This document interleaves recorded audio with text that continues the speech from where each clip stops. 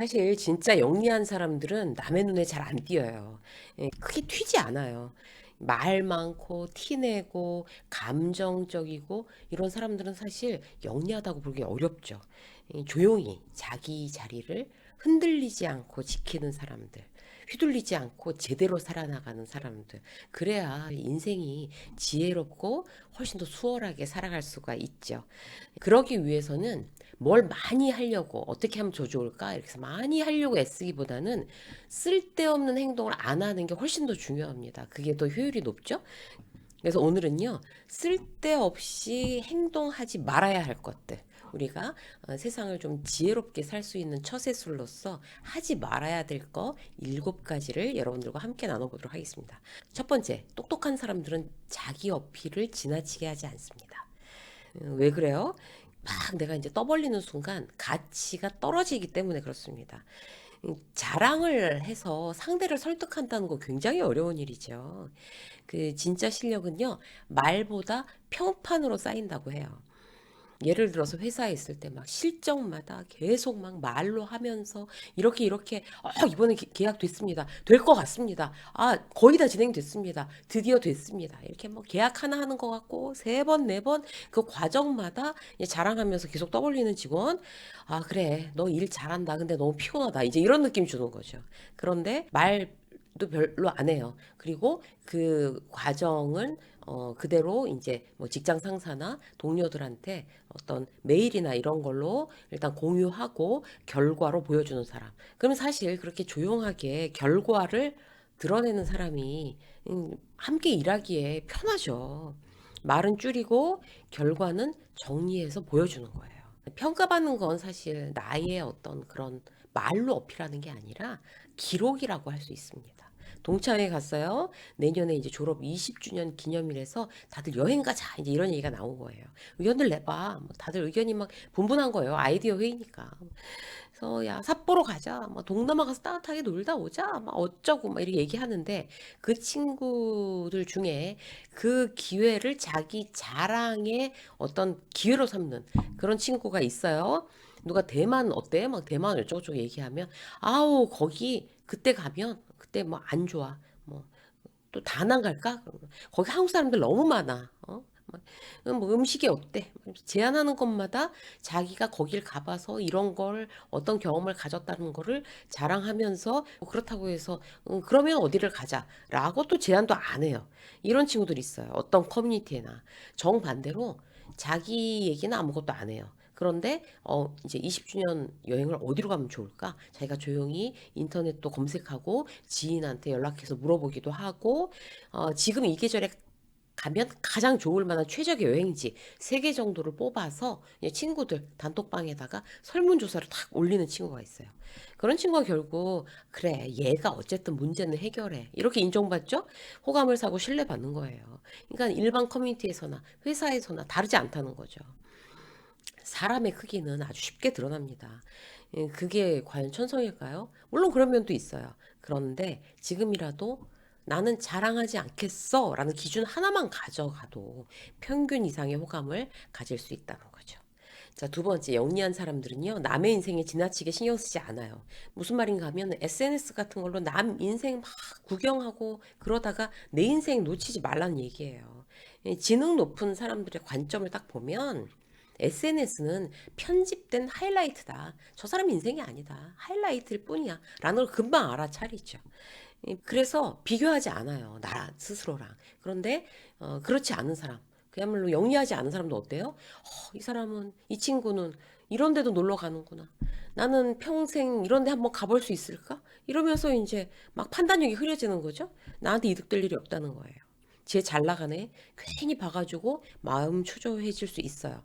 괜히 말투, 뭐 태도가 흔들려요. 그럴 필요 없다는 거죠. SNS를 여러분들이 이제 활용하시잖아요. 하시지 말라는 게 아니라. 하면 거기에서는 정보만 가지고 오시면 돼요.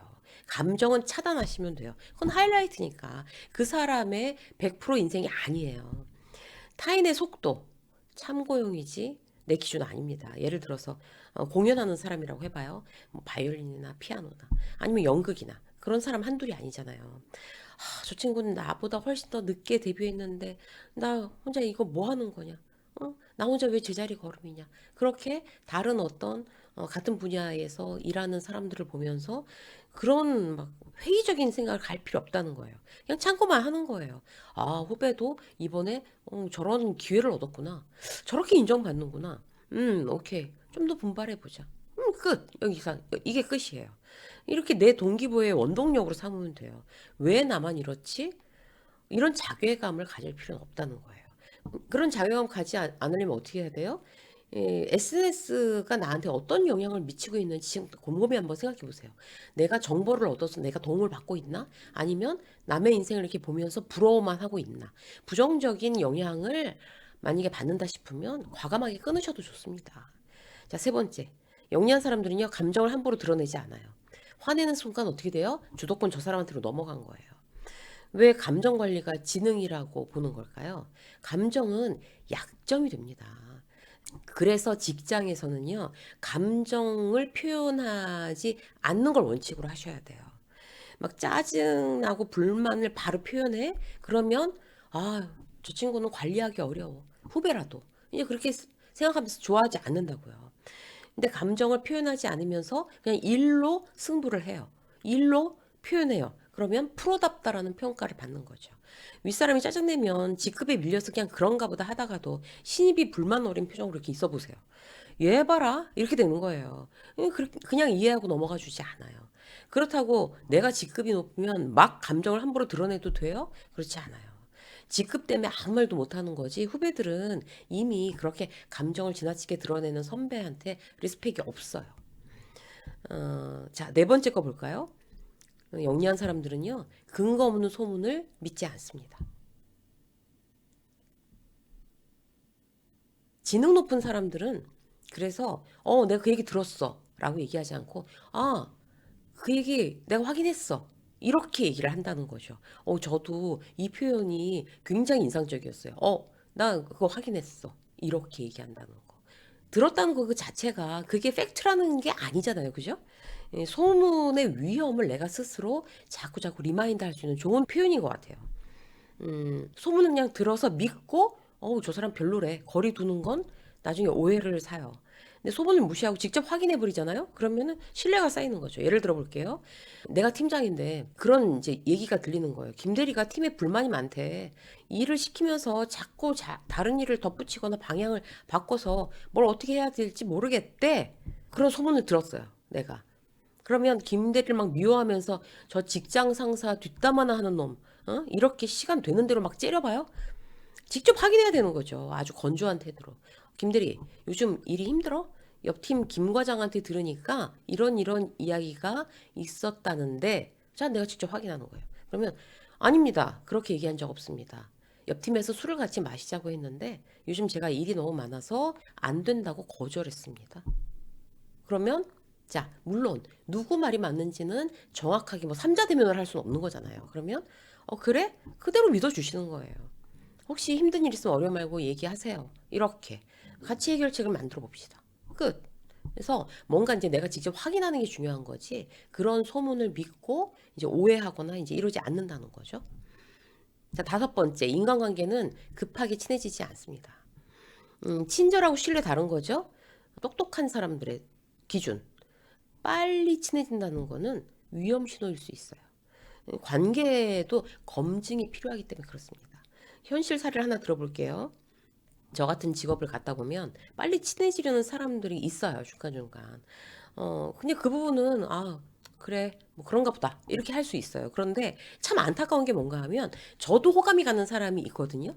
그런데 그 사람이 저랑 너무 빨리 친해지고 싶어서 이 얘기 저 얘기 처음에 만났을 때 다 털어놓다가 나중에 생각해보면, 괜히 얘기했나 싶은가 봐요. 그러면 그 다음에 만났을 때 그 사람이 대면대면한 걸 느껴요, 제가.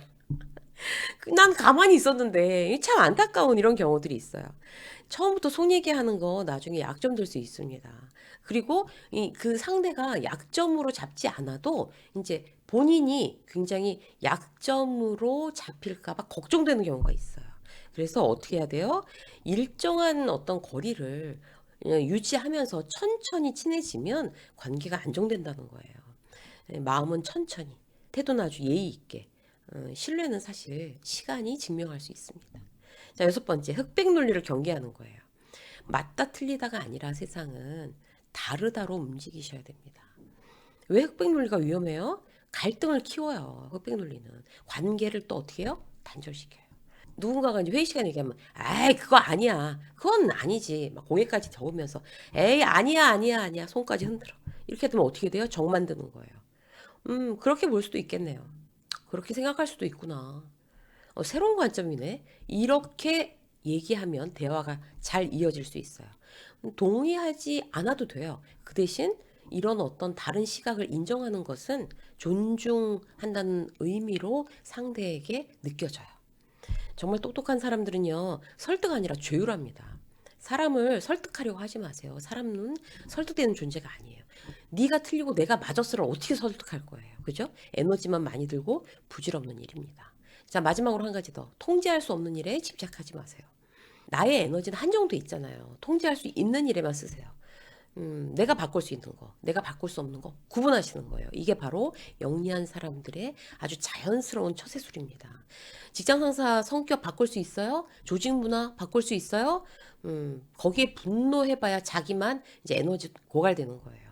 이거 내가 바꿀 수 없는 거구나. 속 끓이지 말자. 정하시는 거예요. 그건 그 사람의 문제.